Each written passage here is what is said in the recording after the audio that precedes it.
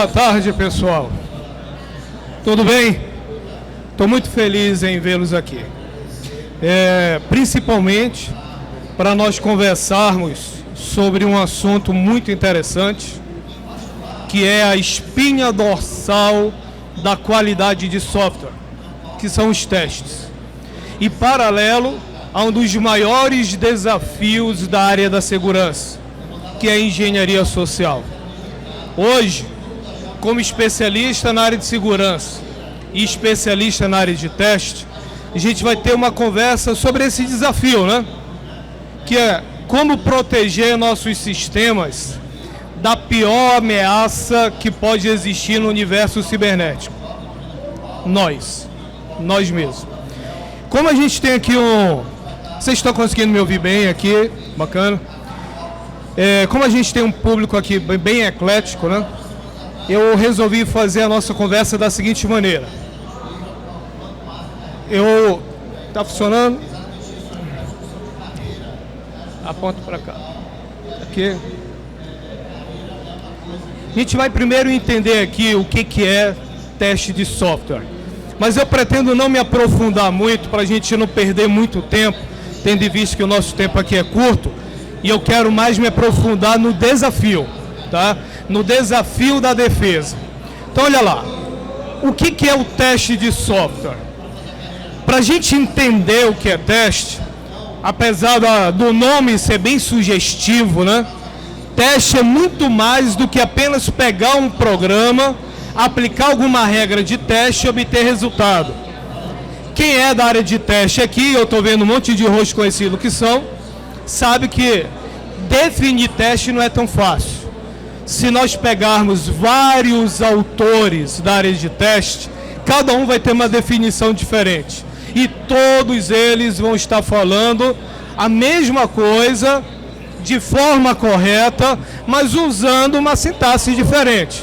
Porém, tem uma forma, a competição é grande aqui, né, com o áudio, mas tem uma forma que eu particularmente gosto de definir a questão do teste de software, que é a seguinte: teste para mim é a validação dos requisitos que foram levantados lá no escopo do projeto.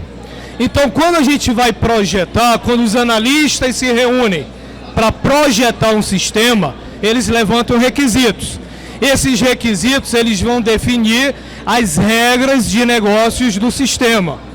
E a validação dessas regras lá no final, ou durante, lógico, né? Durante, principalmente no final, é que é o teste de software. Então, assim, testar é muito mais do que apenas pegar um programa, aplicar regras e encontrar um resultado. Testar é conhecer todo o funcionamento do sistema e verificar se as regras definidas lá no início estão sendo cumpridas. Isso é teste de software. Porém, tem uma questão que é bem interessante.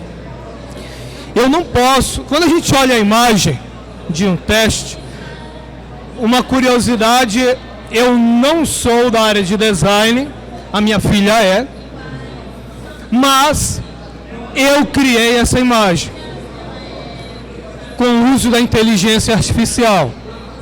Essa imagem ela não foi pega no Google, não. Ela é uma imagem gerada pela inteligência artificial. Eu estou falando isso porque eu vou já falar da inteligência artificial no uso do nosso propósito aqui. Então, olha lá. Quando eu gerei essa imagem, eu pedi para a inteligência artificial gerar uma imagem de teste. E dentro do contexto que eu passei para a IA, eu queria que ela me mostrasse código-fonte e queria que ela me mostrasse pessoas. Porque quando a gente fala de teste, a gente fala de código. Mas testar não é apenas analisar código. Olha que interessante. Quem é tester sabe que você tem que se colocar no lugar do usuário. Quando você se coloca no lugar do usuário, você muitas vezes se coloca no lugar do usuário que não é mal intencionado. Ou seja, você vai testar como usuário qualquer. Tranquilo? Porém, tem uma segunda situação. O tester, ele pode testar um sistema se colocando na posição de um usuário mal intencionado. Alguém que tem interesse em burlar o sistema. E existe uma terceira situação. É aí que o bicho pega. É quando existe uma terceira pessoa, não é usuária do sistema, mas ela vai tentar utilizar métodos para influenciar o usuário para acessar o sistema. E quando isso acontece, a gente está dentro da engenharia social. Então, o que é engenharia social? É o uso de métodos psicológicos, sociais, para que eu possa usar uma terceira pessoa para poder cometer um crime, e esse crime, geralmente, no nosso caso aqui, cibernético, mas vale lembrar que a engenharia social não é um crime exclusivamente cibernético. Engenharia social existe desde que o homem é homem. Ele sempre tentou influenciar pessoas para o cometimento de crimes. Significa que compreender o comportamento humano daquela pessoa que está mal intencionada é um grande desafio. E esse é o nosso propósito hoje, conversar sobre esse desafio. Então vamos lá. Como a engenharia social compromete a segurança de software? Só pelo que eu falei, o risco de nós termos pessoas mal intencionadas já responde essa pergunta. Mas eu vou ir um pouco mais além. Olha ali. Primeiro, a manipulação psicológica de usuários mal intencionados pode comprometer a segurança de software.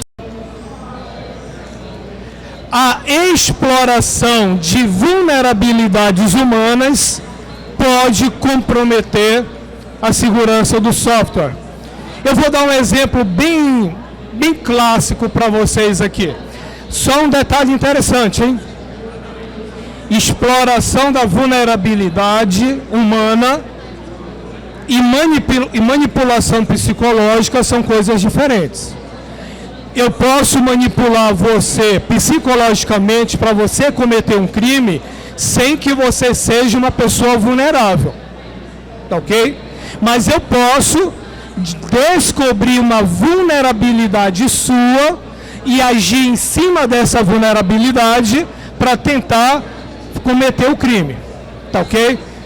É o caso, por exemplo, dos criminosos que tentam ir na vulnerabilidade de menores de idade. São pessoas que não estão maduras o suficiente e caem no conto do criminoso. Tá ok aí? Além da manipulação psicológica, que é uma técnica de engenharia social, além da vulnerabilidade humana, existem as ameaças disfarçadas. Phishing, talvez uma das mais usadas hoje. Suporte técnico falso. Eu estou citando só algumas, tá? São muitas. E as mídias sociais. Uma curiosidade é que elas se misturam, elas se comunicam entre si. Um criminoso que usa engenharia social, ele vai usar manipulação psicológica em uma pessoa vulnerável através das redes sociais, por exemplo, né? Ela pode usar, por exemplo, eu tive pessoas próximas de mim que receberam de pessoas conhecidas um link via WhatsApp. Ela clicou nesse link. Onde é que a engenharia social aconteceu? Veio através de uma pessoa conhecida. Entendeu? Ou seja, não foi uma falha de vulnerabilidade. foi saber que a vítima conhecia aquela pessoa. Mandou o link, clicou e automaticamente a conta de celular dela, a conta do WhatsApp, ela foi trocada. Aí ela passou para o controle do criminoso. Ok? Isso é uma técnica de engenharia social. Então, a engenharia social, ela compromete a questão da qualidade do software, né? Por isso, veio o propósito dessa nossa conversa aqui, que é porque a gente deve combinar os testes com a engenharia de software. Eu elenquei alguns aqui, são vários, mas eu coloquei alguns para que vocês comecem a raciocinar sobre eles, vocês comecem a refletir, principalmente para quem é da área, para que vocês se convençam da importância. Então, primeiro, ampliar a superfície de defesa. No momento que você conhece a metodologia utilizada pelos criminosos que usam engenharia social, você consegue ampliar a forma de defender o teu sistema. Eu vou usar um exemplo aqui, vou pedir perdão pelo exemplo, mas nós estamos passando por um momento difícil de guerra no planeta. Tem um lugar no nosso planeta que está numa guerra muito... Na verdade, está tendo várias guerras ocorrendo, né? Mas tem uma que está muito atual. E um determinado lado está lançando míssil. E o outro lado está se defendendo com um domo, né? Vocês devem estar acompanhando isso nos jornais. O domo de defesa, ele tem um algoritmo que detecta uma determinada quantidade de foguetes que está sendo lançado. Vamos criar um modelo matemático. Se o algoritmo é capaz de detectar simultaneamente 10 foguetes e o outro lado lançar 10, ele vai ter 100% de êxito. Concorda? Mas se o outro lado lançar 11 foguetes, o domo só vai conseguir segurar 10. Um vai passar e vai atingir o alvo. Quando nós conhecemos o poder de fogo do inimigo do outro lado, nós conseguimos ampliar o nosso vetor de defesa. Quanto mais a gente conhece a forma que o sistema vai ser atacado, mais nós vamos conseguir criar mecanismos para defender o sistema. Tá ok? Outro motivo para nós combinarmos é mitigar o ataque combinado. Eu vou novamente usar o exemplo da guerra.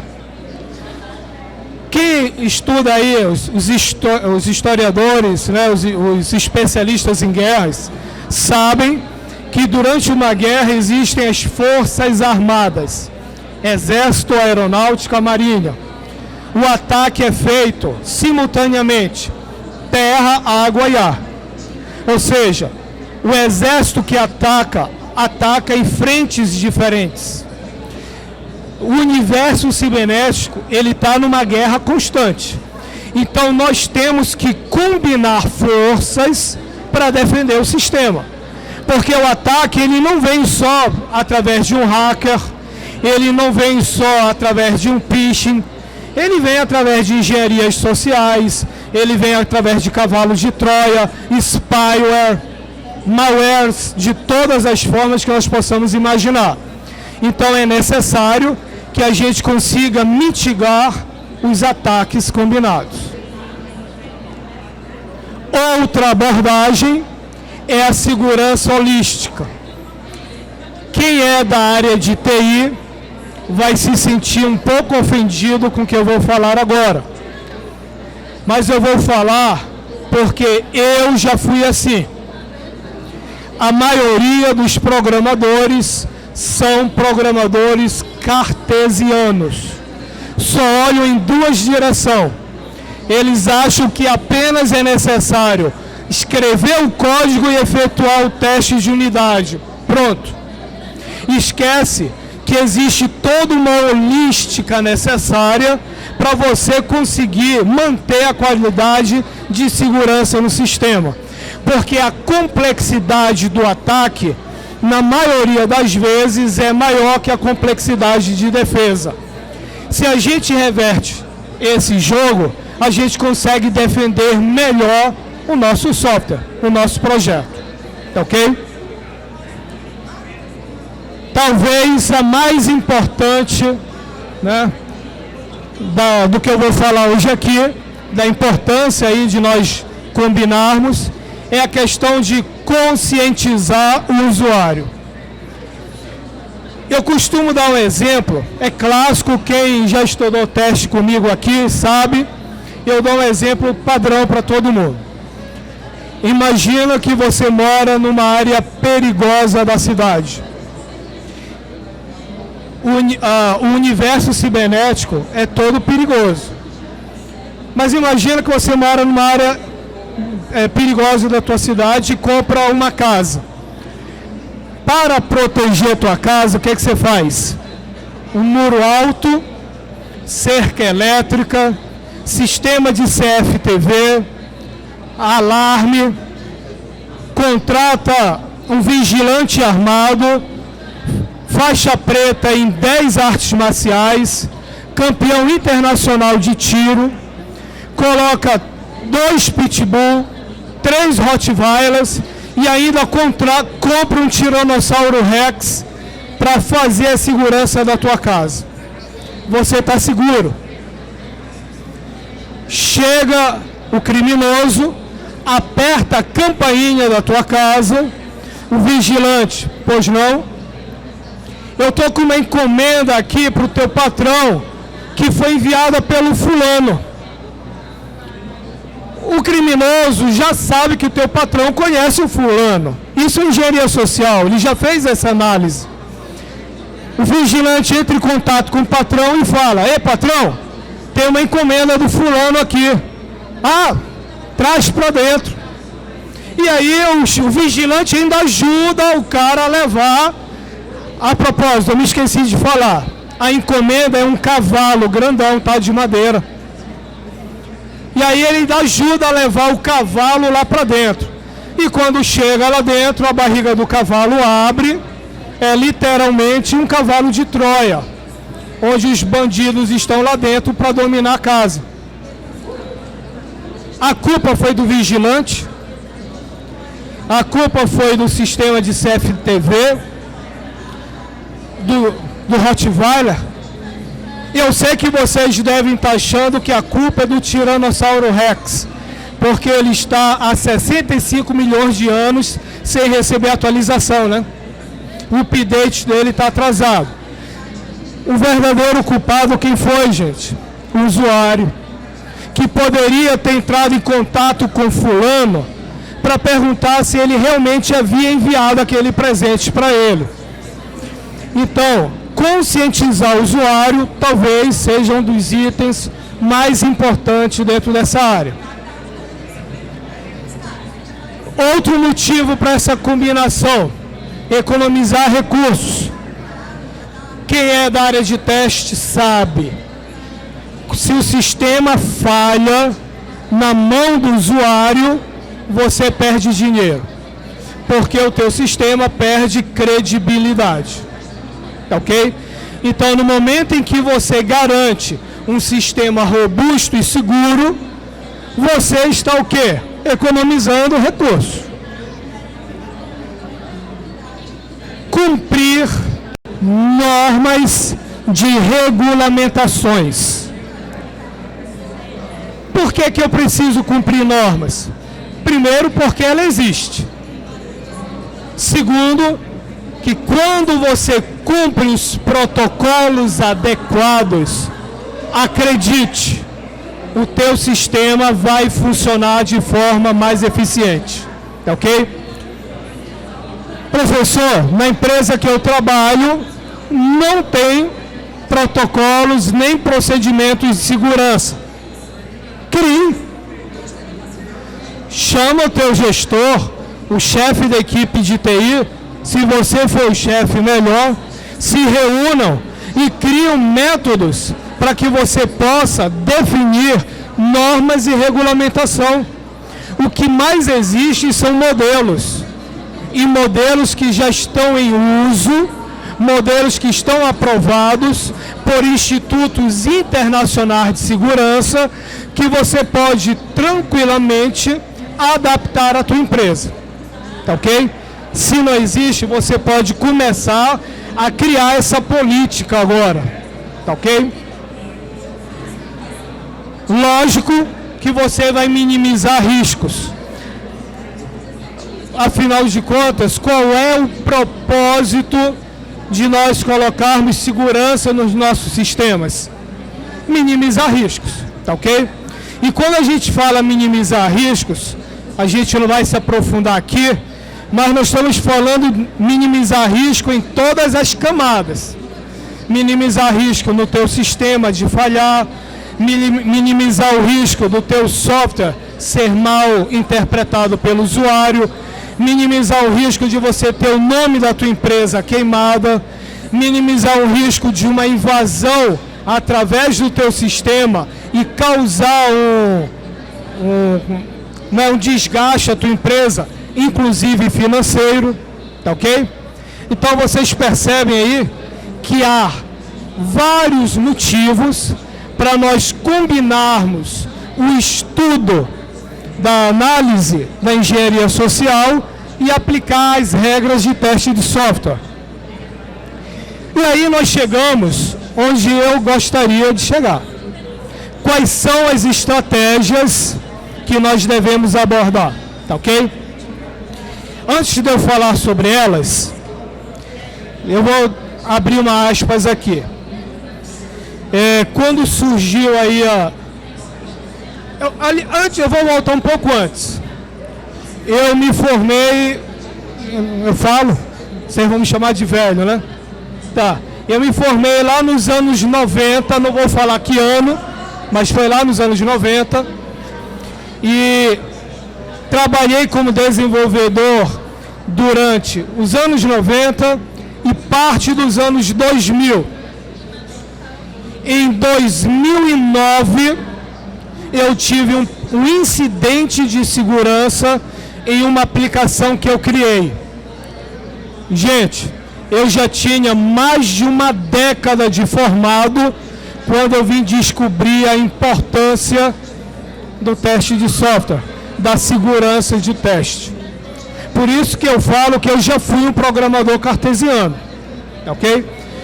Passada essa fase, eu comecei a investir na questão de segurança e teste. Em 2009 eu comecei meu mestrado. Durante o mestrado, eu tive o primeiro contato com inteligência artificial. Eu achei uma área muito bonita, inclusive escrevi um artigo baseado em lógica fuzzy.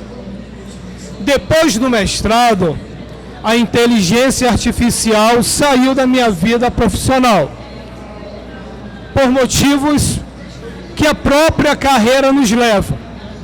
Foram necessários mais uma década para eu descobrir que a inteligência artificial é uma grande parceira para nossas ações computacionais. Então hoje eu uso essas 3 áreas como linhas de pesquisa: inteligência artificial, engenharia de software, com ênfase em teste e qualidade, e segurança da informação. E é baseado nessa expertise que eu vou trazer para vocês 10 estratégias que vocês podem aplicar nos sistemas de vocês, né, ou nas regras de negócio, para vocês garantirem a segurança. Primeira, treinamento de conscientização. Treinar todos os envolvidos para a importância de conhecer a qualidade de software, a necessidade de se testar software, conhecer os mecanismos que podem colocar o teu sistema em risco, como a própria engenharia social, e quem sabe até estimulá-los no princípio do estudo da inteligência artificial, para que todos sejam conscientes da importância de testar com qualidade, baseado nos riscos que o teu software pode correr. Segundo, para quem já é da área de testes, começar a desenvolver testes de intrusão combinados. Quem é da área de testes sabe o que é um teste de intrusão, tá ok? Hoje, uma das minhas linhas de pesquisa é exatamente criar modelos de inteligência artificial que simula a posição do cara mal intencionado, criando mecanismos de ataque.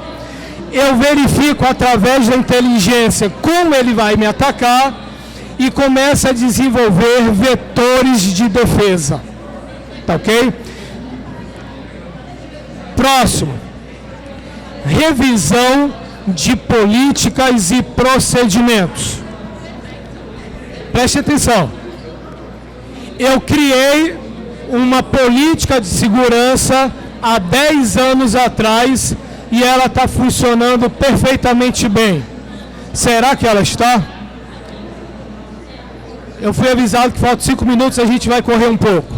Será que a tua política de segurança está atualizada para os modelos de ataque que o teu software pode sofrer hoje? Então, identifique os riscos e comece a investir numa política atualizada. Teste de software contínuo. Quem é da área de teste sabe. Aí eu vou até perguntar, quando é que o teste termina? Nunca. Mas as pessoas acham que terminam, né? Testei, funcionou, tá bom. Não, ele é contínuo, assim como os ciclos de desenvolvimento. Criar simulações de ataque. Eu sei que todos vocês aqui têm um coração bondoso. Ninguém aqui é mal intencionado. Mas chegou a hora de se colocar na posição da pessoa mal intencionada.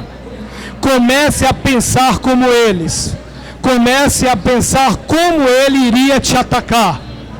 E a partir daí, crie simulações baseados também, lógico, em experiências de terceiros, tá ok? Ou seja, não fique no achismo achando que teu sistema é seguro porque você realizou meia dúzia de testes. Avaliações de terceiros. Essas avaliações se dividem em 2. Primeiro, avalie se os teus parceiros, se os terceiros estão tendo a mesma visão que vocês. Se tudo isso que vocês estão implantando para manter a segurança do teu sistema também está sendo executado pelos teus parceiros. Tá ok aí? E a outra avaliação é auditar o parceiro para garantir que ele realmente está fazendo e não apenas prometendo que está fazendo. Monitoramento de comportamento. Para meus alunos da pós-graduação que estão aqui, vai uma dica para a escrita do artigo de vocês.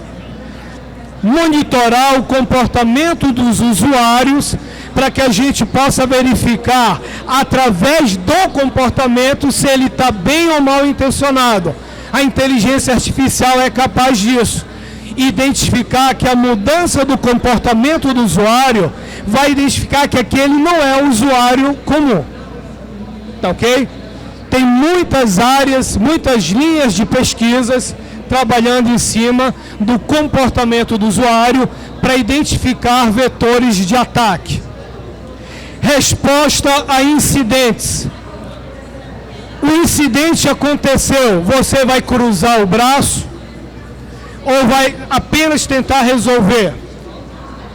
Mais do que isso, você tenta resolver e principalmente divulga para a comunidade a forma que você resolveu. responder a um incidente, compartilhar isso com a comunidade, deixa a comunidade de engenharia de software mais segura. Compartilhamento de informações com a equipe de TI. Vocês ainda estão naquela velha e triste história de que o tester e o dev são inimigos. Tem que parar com isso, porque geralmente o desenvolvedor tem raiva do tester porque ele fica apontando os erros dele, né? Parem com isso. É hora de unir esforços, tá ok? Compartilhar informação com toda a equipe, inclusive com terceiros, é muito importante. E para finalizar, avaliar constantemente todas as atividades que vocês desenvolvem e não ficarem parados. Continuar de forma intensiva o aprimoramento e a reciclagem de vocês. Pessoal, obrigado. Fui!